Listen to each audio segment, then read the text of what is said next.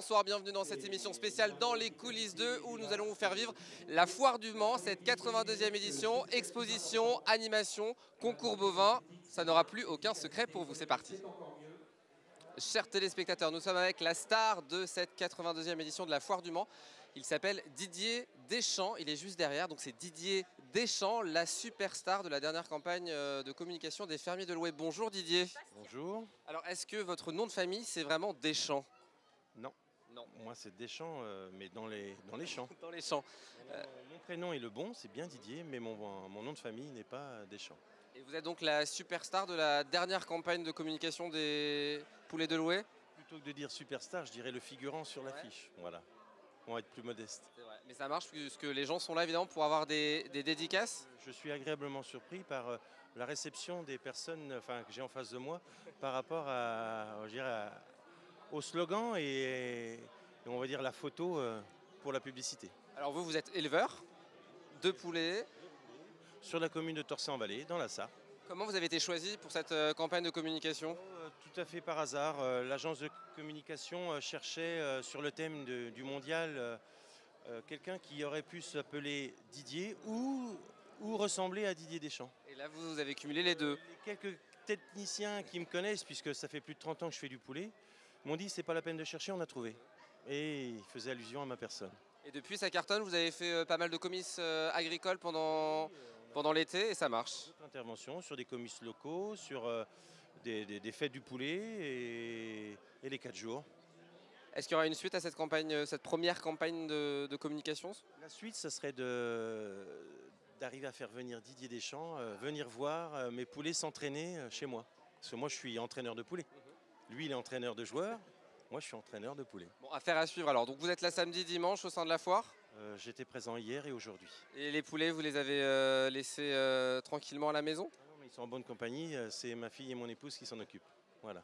Merci beaucoup. Je vais aller interroger parce qu'il y a quelques personnes. Vous connaissiez donc Didier Deschamps grâce à cette campagne, j'imagine, de communication? Oui, grâce à cette campagne de communication.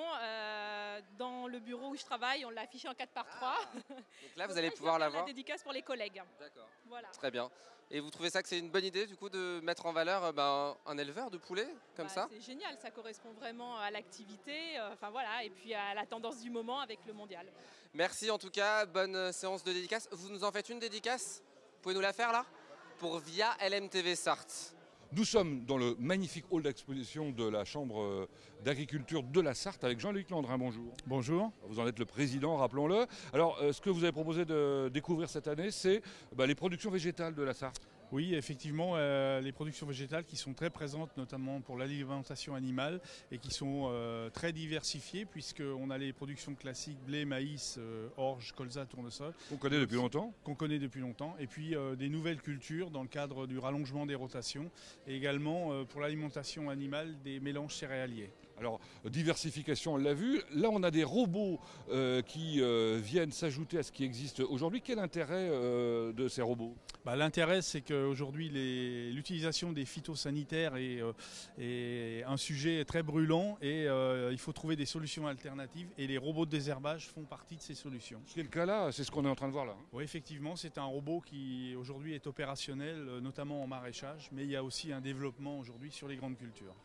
Alors un peu plus loin, on voit que la haute technologie est arrivée, la high-tech, robots de désherbage, stations météo connectées, drones, sondes capacitives, guidage GPS, appli mobile, crop sensor, enregistrement des pratiques, c'est absolument incroyable. Et une démonstration par classe, qu'on connaît bien au Mans, de quoi s'agit-il? Il s'agit d'un outil capable, installé sur le tracteur, capable de visualiser le besoin en azote des cultures, en l'occurrence des céréales. Et donc, en fonction de l'affichage sur l'écran que vous voyez en face, va moduler la dose d'azote mise sur la céréale. Et donc, réduire la création de nitrates, en fait, hein, c'est ça, hein, effectivement, adapter véritablement la dose aux besoins de la plante, et donc une économie pour l'agriculteur et une optimisation pour l'environnement. Alors, une petite précision, ce que vous voyez là, évidemment, c'est sur le tracteur, hein, on est bien d'accord, hein, les outils. Bon. On va découvrir autre chose avec des jeunes gens du lycée de la Germinière de Rouillon qui part en courant. Quel dommage. Qu'est-ce qu'on fait avec ça? De quoi s'agit-il? Expliquez-moi. C'est un casque de réalité virtuelle pour se mettre dans la peau de l'agriculteur dans les travaux de récolte par exemple. D'accord, expliquez-moi ce que vous avez voulu présenter là. Alors on a voulu montrer en direct au public, disons, la récolte des céréales, à la fois du blé et du maïs. Et donc la personne qui porte le casque donc, a vraiment l'impression d'être sur la moissonneuse ou à côté, mais dans un chantier de récolte qui fonctionne devant lui. Oula. Ça peut être dangereux, hein, parce que la moissonneuse vous fonce dessus éventuellement. C'est plus que réaliste et c'est magnifique et ça se fait sur 3 types de chantiers, je crois. Hein. Exact, oui. Le maïs, les céréales et une biscuiterie, je crois. Très bien, merci Jean-Luc Landrin. Si vous avez quelques minutes, ça vaut vraiment le coup de venir faire un tour sur l'expo. Le Mans, une ville sportive, on en parle à la Foire du Mans avec l'élu au sport, François Hédon, bonjour. Bonjour. C'est l'endroit spécifique de la ville du Mans et vous avez développé la thématique sur le sport cette année? C'est Jean-Claude Boulard qui, au début de l'année, m'a dit mais moi on n'a jamais fait ça, on n'a jamais fait le sport aux 4 jours. Il me dit c'est maintenant, c'est bon. Je lui dis écoute on va le faire. Donc la problématique c'était un peu, il y a une semaine on était sur sport en fait. Hein. Donc là c'est pour ça que j'ai, en préparant avec mes équipes le dossier, la volonté de mettre peut-être les sports dont on parle le moins, à savoir le handisport, le sport adapté, le sport féminin, malheureusement. Et voilà, c'est pour ça qu'il fallait faire des choix parce qu'on n'avait pas la place pour accueillir. Et on est à 8 jours de sport en fait, quoi. C'est ça, quoi. Voilà. En termes de chiffres, on a un nombre de clubs, d'associations sur la ville du Mans. Sur la ville du Mans. Ah, sur la ville du Mans. Ouais. Dans le guide des sports, c'est 200 associations à peu près qui sont répertoriées. Les chiffres à mon budget de licenciés, c'est-à-dire les gens qui sont licenciés dans une fédération, c'est 21 000 à peu près. Si j'ajoute le sport scolaire, c'est-à-dire l'UNSS, l'UXEL, enfin toutes les fédérations de sport scolaire, on double, hein, on est à 40 000. Après, c'est toute la problématique là. Alors, il faudrait avoir des statisticiens qui s'y connaissent bien sur les gens qui pratiquent mais qui ne sont pas licenciés. Hein. Moi, la DDCS, l'État me disait bon, on peut pratiquement doubler par rapport au nombre de licenciés. Donc voilà. Le Mans est une ville qui se porte bien en termes de licenciés par rapport au sport et aux activités sportives en général. Je ne sais pas ce que ça veut dire se porter bien, mais deux choses. Est-ce que Le Mans est une ville sportive tout simplement? Oui, parce que d'abord, je manque de place, donc il faut absolument que je continue à investir, comme par exemple le prochain grand projet, c'est la salle de tennis de table, qui permettra de libérer un gymnase entier, donc là, me donner un peu d'air. Je reconstruis un terrain synthétique à la Calife, là les travaux commencent au mois d'octobre. Et sportif, moi je vais vous dire ce que j'ai entendu samedi dernier. En gros, les clubs me disent, on n'a plus de place, quoi, parce que problème, alors un peu de créneaux hein, aussi, mais aussi ils disent, ils sont honnêtes, hein, problème d'encadrement, c'est-à-dire trouver ou des bénévoles qualifiés ou des brevets d'État pour encadrer tous les gens qui viennent s'inscrire, jeunes et moins jeunes, quoi. On va faire un petit focus sur le handisport aussi, puisque c'est ça la thématique. C'est une des thèmes, oui, c'est ça, ouais. Et notamment le handi-basket. Bonjour Gilles. Bonjour. Alors, ancien coach de handi-basket. Oui, à la retraite depuis le mois de mai, donc voilà. Jeune retraité. Jeune retraité du handi-basket. Le handi-basket au Mans, ça représente quoi? Ça représente une vingtaine de licenciés à peu près, donc de tout âge. Et puis ça représente surtout beaucoup d'investissement temps pour faire partager justement ce sport auprès de tout un public. Ça se développe aujourd'hui? Au Mans, oui, ça se développe vers le loisir justement, puisqu'on a arrêté la compétition cette année. Et pour avoir plus de plaisir, on met le sport aussi au niveau du plaisir, plus qu'au niveau de la compétition. Au niveau national, la Fédération française de basket handisport, oui, développe toujours ce côté-là vers l'élite et laisse un petit peu les clubs sur le côté, les petits clubs sur le côté. Mais autrement, on a toujours autant de clubs dans l'ouest de la France. Merci beaucoup. On invite évidemment les téléspectateurs à profiter de cet espace sport de la ville du Mans.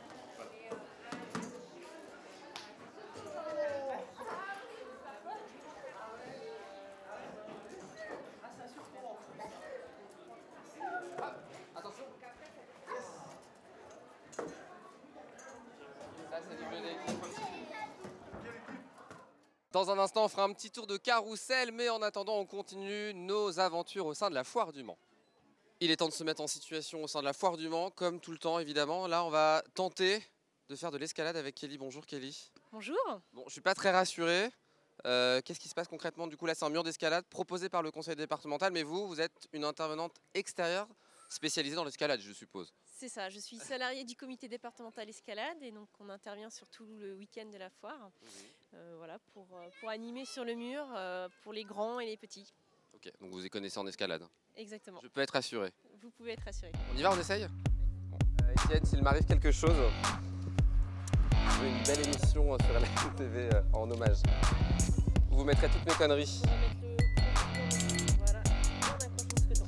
Ok, et c'est quoi du coup le Le principe c'est de monter? le plus haut possible. Ok. Je peux utiliser toutes les prises? Ok.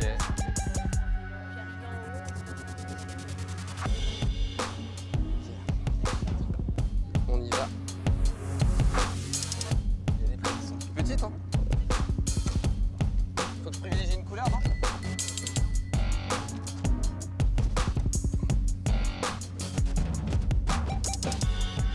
Il y a plus beaucoup de prises là-haut.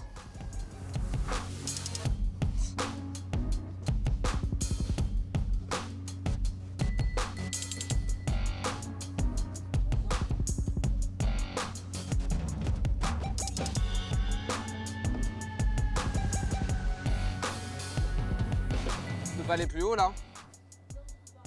C'est bon. Bah, c'était facile en fait. Non, mais c'était pas mal là.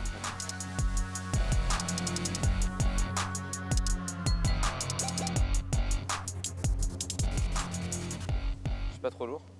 Non, ça va. Bon, c'était plutôt facile du coup. Oui, ça a été. Bon, c'est plutôt des enfants qui le font, j'imagine? Plutôt des enfants, après il y a quelques parents et certaines personnes des fois qui, dans les bâtiments qui viennent faire un petit essai sur leur pause. Et on peut faire l'escalade du coup au Mans On peut en et faire. en Sarthe? En Sarthe, oui. Il y a différents gymnases en Sarthe. Sur le Mans, il y a effectivement des clubs.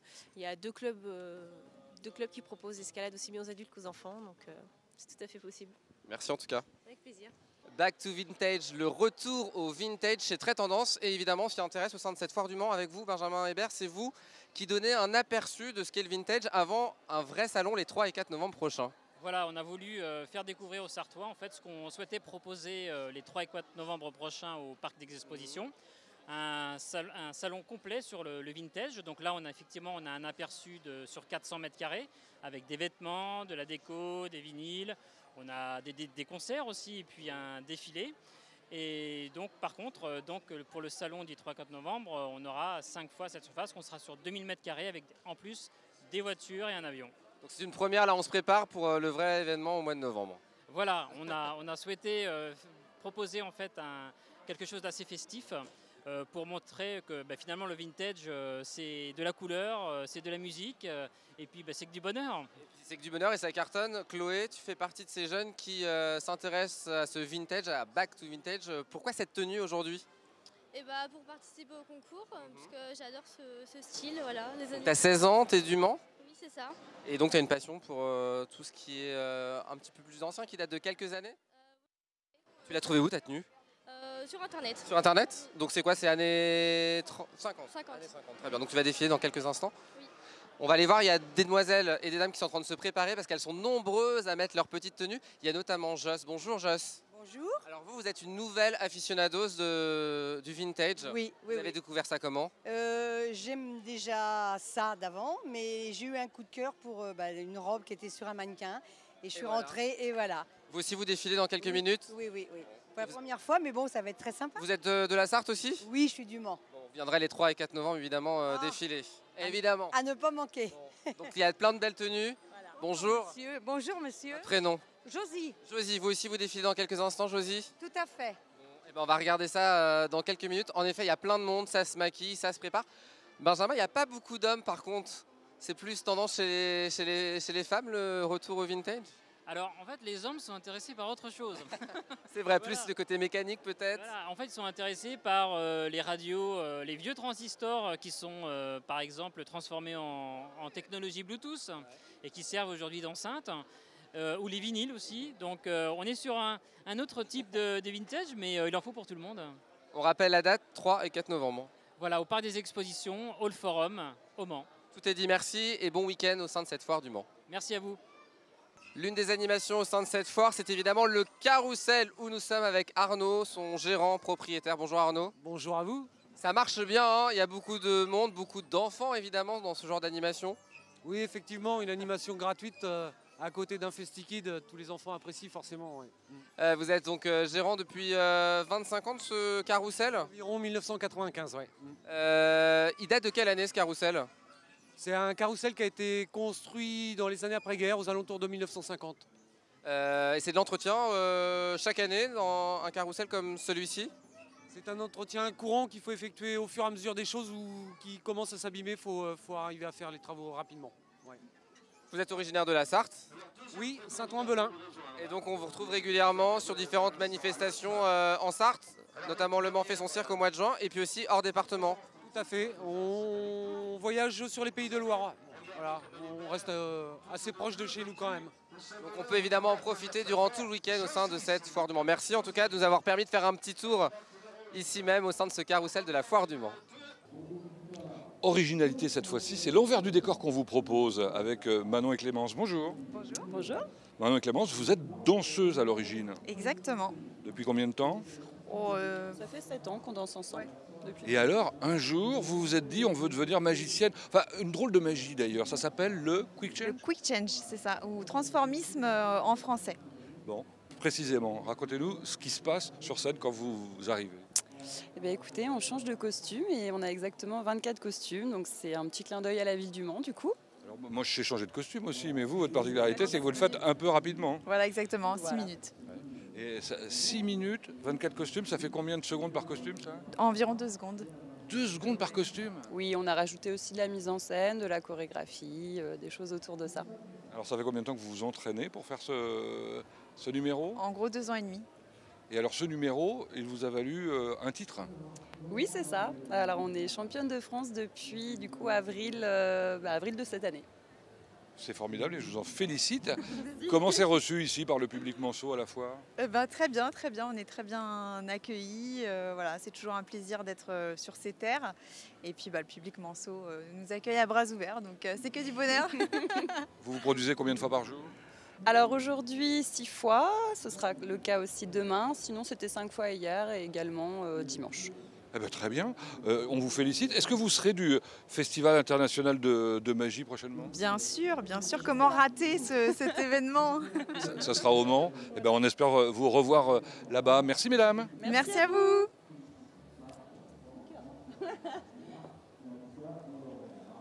Nous allons tenter une nouvelle expérience au sein de la foire du Mans, une de plus, de la danse. Vous y croyez? Eh bien, on va le faire. On ira danser sur la dune du Pilat, plus près du soleil, l'horizon face à toi. On ira danser sur la dune du Pilat, là où l'océan te tend les bras. On ira danser sur la dune du Pilat, tout près des étoiles où les anges tutoient.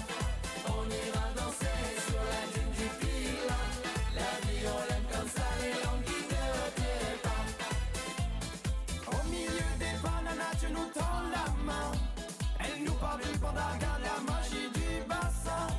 On oublie le temps passé, on se prend à rêver. On crée les cabanes janguées, elle défile les marées. Tout le monde est là, ouais, tout le monde. Bah Étienne, je trouve que je maîtrise pas mal quand même. Franchement, je suis fier de moi. Si, je suis pas mal. On peut s'applaudir. Ingrid, c'est normal qu'on soit essoufflé? Oui, c'est normal, c'est normal. Vous avez l'habitude de donner des cours comme cela? À la ville du Mans, ouais. Là, vous m'avez usé là. Oui. Oui, mais moi aussi. D'accord. Bah merci en tout cas. Vous êtes là tout au long du week-end? Oui.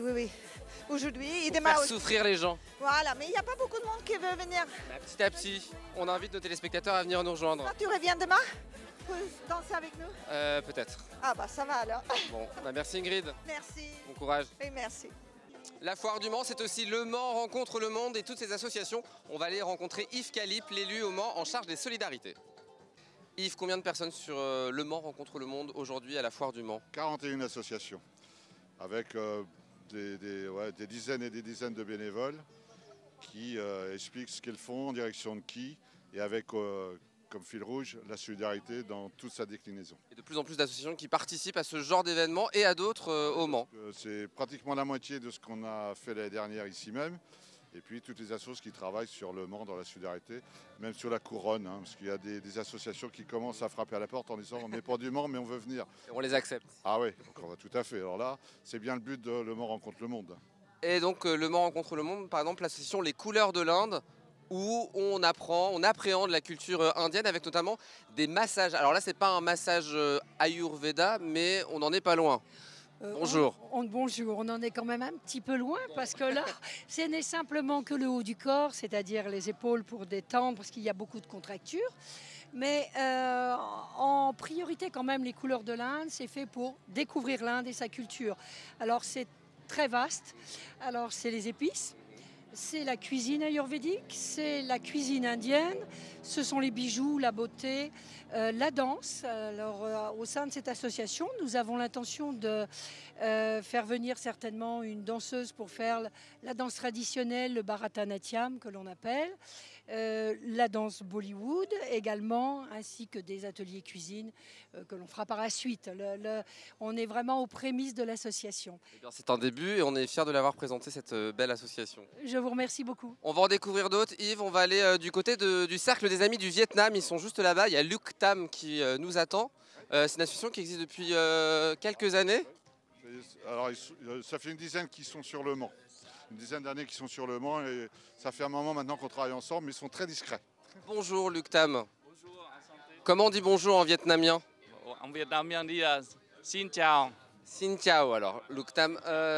La culture Vietnam au Mans, elle est présente à travers votre association? Oui, en fait, nous, on est une association cercle culturel des Amis du Vietnam. On voudrait préserver et promouvoir notre culture en Sarthe et assembler des amis qui aiment qui ont les mêmes convictions que nous. Et voilà, créer une solidarité de plus en plus grande en Sarthe. Pour découvrir cette culture vietnamienne. Merci beaucoup Luc Tam. Et puis Yves, évidemment, Le Mans rencontre le monde, c'est aussi la nourriture du monde. C'est les saveurs du monde. Et oui, les saveurs du monde. On va goûter un petit peu avant de se quitter. Pour les téléspectateurs, c'est... L'odeur. Ah, c'est ça sent bon là. Ah oui. On va goûter, il y a l'association Bamako qui est là. Bonjour. Vous appelez comment? Je m'appelle Georges. Georges, vous faites partie de l'association Bamako Solidarité? Non, je viens aider. Vous venez aider, bah, c'est bien. Donc de la nourriture évidemment. Est-ce qu'on peut goûter une petite spécialité Vous pouvez goûter ce que vous voulez. Alors dites-moi, qu'est-ce qu'il faut que je goûte? Je vous conseille le beignet de banane. C'est parti, on va goûter le petit beignet de banane. Même si nos téléspectateurs n'ont pas l'odeur, nous on va en profiter. Merci Yves. Je vous en prie, et belle journée au sein de la foire. Merci, c'est une belle journée. Hop. Ambiance country à la foire du Mans avec Aska Country et son président. Je vais aller le voir, il est juste là. Bonjour. Bonjour. Alors vous vous appelez comment? Gilles. Gilles, vous êtes le président de Aska Country. Aska Country, ça veut dire quoi?